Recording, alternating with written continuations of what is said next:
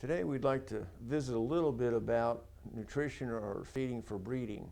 And in this presentation we'll concentrate more on the broodmare more so than the stallion, because I think we tend to see more issues, more mistakes, shall I say, in feeding and managing broodmares than actually we do with stallions.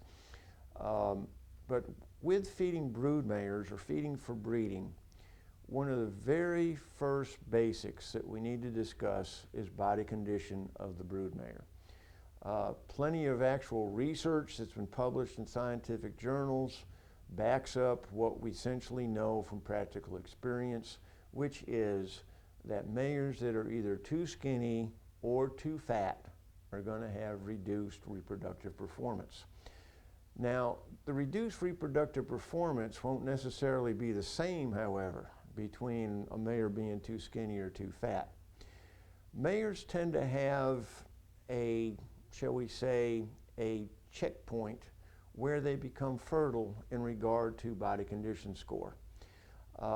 It's generally recommended that using the Heneke body condition score of 1 through 9, that we would like to keep our mares at least in the body condition score of 5.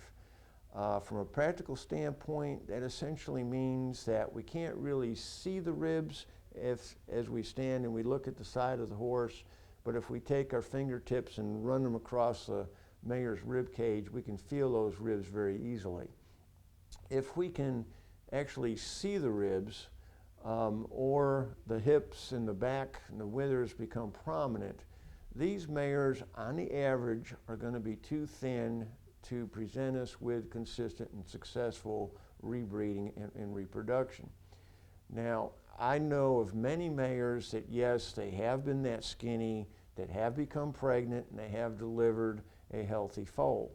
But if you play the odds are going to be against you that that mare will accomplish both of those objectives, which is get pregnant and 2, present a healthy, viable foal that can go on and be a successful performance horse. So maintaining body condition score by making sure you're getting enough protein and energy into these mares is extremely important. Mares that actually are too fat, in other words, mares that would be in the 8 category on that Heneke body condition score system, they may actually still become pregnant, but chances are you're going to see an increase in foaling problems, you're going to see an increase in health problems in the resulting foal. So if we can keep our brood mares in a body condition score of 5 or 6, that would be ideal. And we would do that consistently throughout the breeding period. I can remember years ago, it used to be a common procedure that, we would let the mare get a little bit thin and then we'd try to get her back in condition. What we were really doing there was getting these mares up into a body condition where they would become fertile, and we actually didn't realize that's all we were really doing.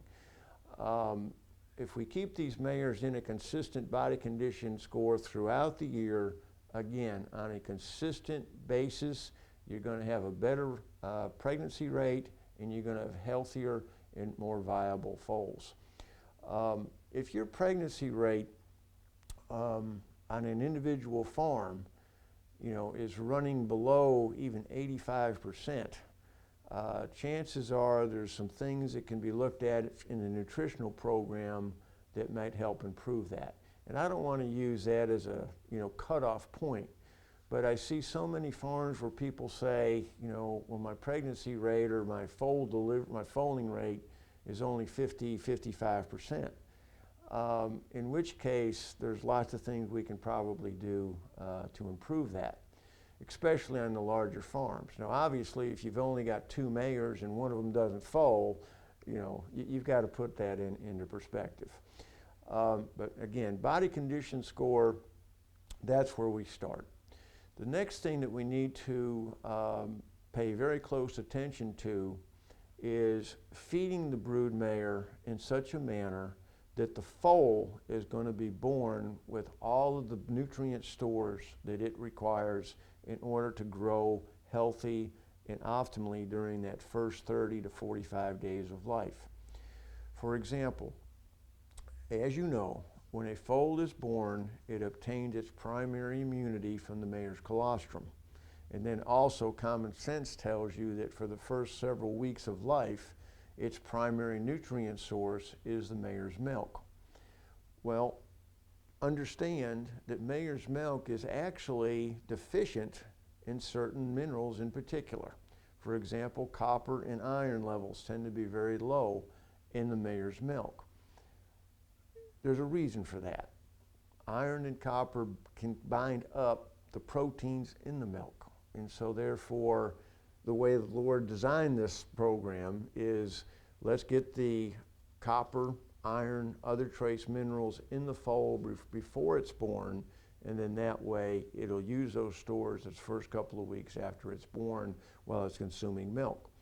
So that requires then that we feed the broodmare in such a way that the developing foal has the ability to build up its body stores of these essential minerals and vitamins that it can use its first couple weeks of life.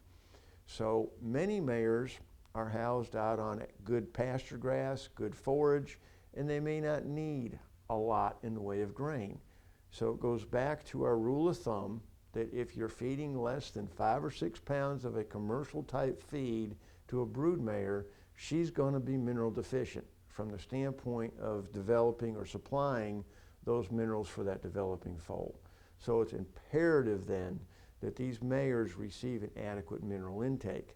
If they're getting very little feed, you need to supplement their diets with a mineral vitamin supplement, not so much for the mare, more so for the developing foal. And then once that foal is born, it will draw on those body stores until it begins to consume a dry feed on its own, which varies from foal to foal. On the average, you'll notice most foals will take an interest in eating dry feed when they're somewhere around 3 weeks of age. Well, guess when those body stores start to deplete? Right around 3 to 4 weeks of age.